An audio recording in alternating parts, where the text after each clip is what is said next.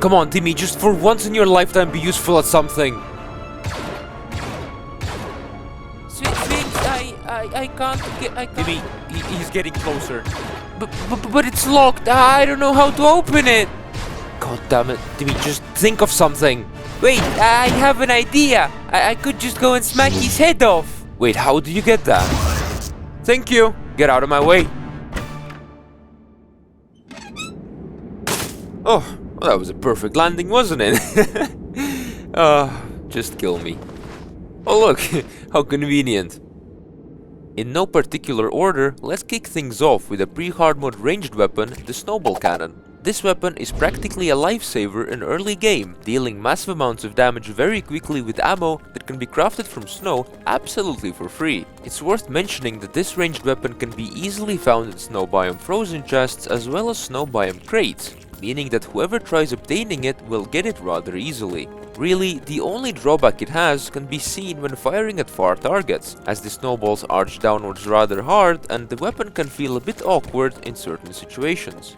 The next underrated weapon in the list is none other than the Uzi. While it might seem like a copy of the Mega Shark, some argue that it's actually better. While the Uzi does shoot a bit slower, its base damage and knockback are higher, and on top of that, using regular musket balls as ammo allows you to pierce up to 3 enemies with a single bullet. While it might seem like a perfect weapon, unlike some other in-game ranged weapons, the Uzi does not have an ammo reservation bonus, and furthermore, it cannot be crafted. It is only dropped by the Angry Trapper with a low chance of 1%. Next up, the Flying Knife. Not only this magic weapon, wait, it's melee, right, I'm sorry, I forgot. Not only this melee weapon can fly and be used for an extremely long time, it can also pass through blocks. While the Flying Knife doesn't deal crazy damage, the DPS is still great, especially when used next to a wall to a cornered enemy. And while I strongly believe it should be fixed, the knife can be used alongside other weapons, drastically increasing the value of this melee weapon. As a downside, we can note that the knife's erratic movement can be a bit much at times for some and will take a little time to get used to. Wait, why is there a cave here? I don't remember making a cave entrance here. Hello? What is this? Look who's here. Poor fella. Oh look, the PDA still works. Dragon City is a free-to-play mobile game available on both Android and iOS. Collect over 1,000 different dragons and build your own dragon empire. Breed 2 dragons to get new ones, hatch them and feed them to evolve. You can train your dragons and take them to battle in order to make them more powerful. There are also different PvP modes that let you fight against your friends and challenge other dragon masters. Only for 7 days, all new users that download the game through the link that's in video's description will receive a special reward of 15,000 food, 30,000 gold and 10 gems absolutely for free. Hi, I was just checking around, you know, you have a really nice house. A cave, I mean a cave. Next spot is taken by a magic weapon, the bubble gun. This weapon shoots 3 devastating magic bubble projectiles that deal insane amounts of damage. Apart from that, the weapon also has a very satisfying use time, which only makes things better. And just because of this combination, I believe that the bubble gun is on top end of magic weapons list.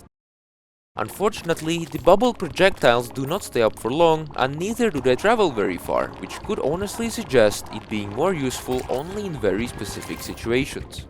Next up, we have the stake launcher. This, believe it or not, is actually one of the most powerful ranged weapons in the game due to its insane damage capabilities, especially to crowds and worms. Taking into consideration that it's ranged, the weapon has great knockback and auto-firing high-velocity projectiles that pierce and damage up to 10 enemies at a time. While the weapon unfortunately doesn't have an ammo reservation bonus, it does have an extremely cheap ammunition, bought from the arms dealer or witch doctor. Being pretty much a guaranteed drop in every Pumpkin Moon night and very few flaws, this weapon is a definite beast. The 6th weapon you should consider using is the Spirit Flame. This magic weapon can be obtained quite early in hard mode, pretty much as soon as the player can defeat sand elementals. Not only do flames deal massive amounts of damage, they also home to enemies from quite far away and deal splash damage, which makes it a very good choice for dealing with crowds and events even later in hard mode. And as the only drawback that we can mention is that sometimes gathering all of the necessary materials for this weapon can be annoying and painful. And last but not least, we have the Flare-On. Being quite an easy weapon to obtain, this Duke Fishron's melee weapon shoots homing bubble projectiles that requires no ammo and no effort to deal tons and tons of damage to really any in-game enemy. And let's not even mention that it's an auto-fire weapon by default and can go through a 1-block thick wall. With some damage bonuses, this weapon truly is a fantastic choice for single and crowds of enemies with really no drawbacks. And while of course there are more weapons that don't receive the amount of attention they deserve, this honestly is just my list of weapons that I think are overshadowed by other items.